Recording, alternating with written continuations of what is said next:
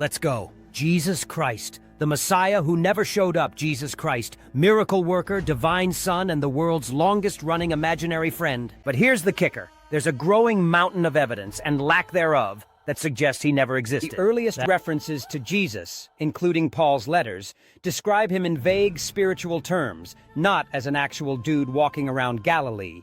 The Gospels are not eyewitness accounts. They're riddled with contradictions. You know, the kind of inconsistencies that would make even the most gullible reader raise an eyebrow. As Dr. Robert Price aptly puts it, the Gospels are essentially rewritten scripture, borrowing from Old Testament prophecies and repackaging them as history.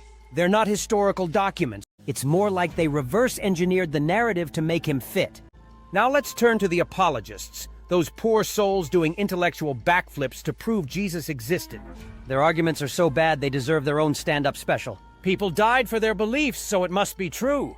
This is the ultimate non-argument. People die for dumb shit all the time. The Gospels were inspired by eyewitnesses.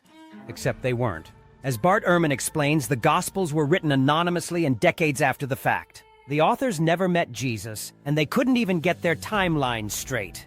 There's too much written about Jesus for him to be fake.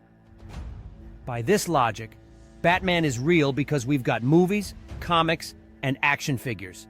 The sheer volume of literature about a figure doesn't prove their existence.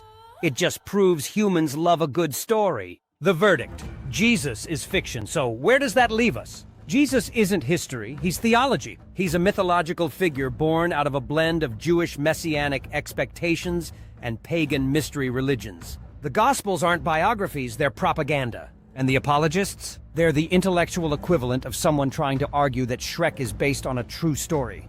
The next time someone insists Jesus is real, just remind them, the burden of proof isn't on us to disprove their fairy tale.